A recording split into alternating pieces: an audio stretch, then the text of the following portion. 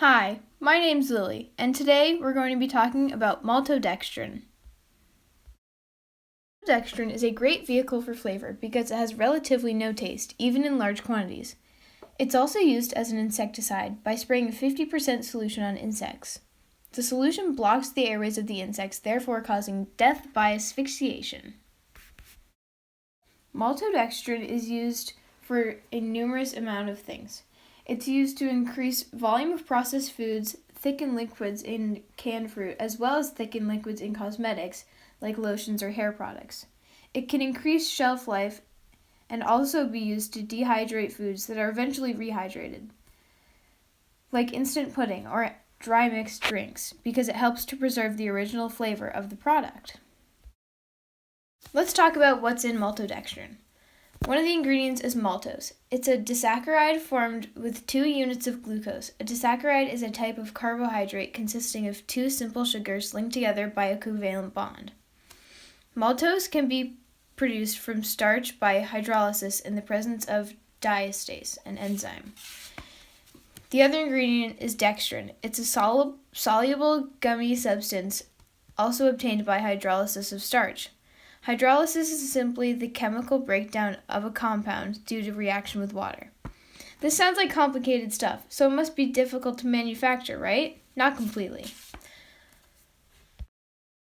Maltodextrin is manufactured all over the world and is sold by numerous manufacturers, most of which are food additive suppliers, while some, like Cargill, are general resource suppliers.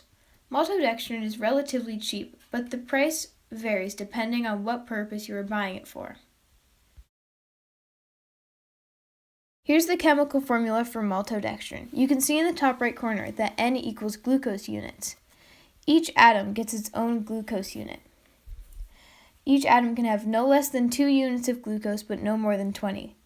The amount of atoms in the molecule depends on your number of glucose units. Let's look at an example for how to find the number of carbon atoms. Here we have carbon and 6N. Let's say N equals 10, which would stand for the number of glucose units.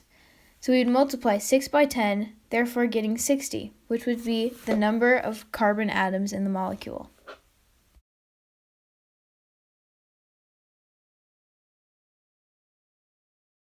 So if we use 10 as the hypothetical number for the rest of our glucose units, we would end up with 102 hydrogen atoms and 51 oxygen atoms. And here's the chemical structure, which accounts for all the atoms in the molecule. Here are the elements that make up maltodextrin. Hydrogen is a highly flammable gas. The second, oxygen, is a highly reactive nonmetal. And the third, carbon, is a very common metalloid. Here are the physical and chemical properties of maltodextrin. For physical, maltodextrin is a fine white powder. It has little to no flavor and a hint of sweetness. Maltodextrin resists both enzymatic and non-enzymatic browning and is soluble in water. For chemical properties, the boiling point of maltodextrin is 240 degrees. This molecule is non-toxic, but it can be flammable when finely divided into the air. Maltodextrin is both moderately unstable and moderately reactive. As for the hazards of maltodextrin, maltodextrin is a mostly safe molecule, aside from the fact that it can be mildly flammable and reactive according to safety data sheets. Of course, with ingestion, possible allergic reactions can occur, although there are no immediate dangers with inhalation, contact, or contact with eyes. Last but not least, we have the discovery of maltodextrin. Maltodextrin was discovered by Alexander Herzfeld, an American-Austrian physicist, in 1885. While his work is very obscure on the internet, I was able to find a picture of a paper he wrote on the topic. I apologize for the low quality, but the paper was written in German, so you might not be able to read it anyways. Thank you so much for taking the time to watch my video, and I hope you enjoyed it. Have a great day.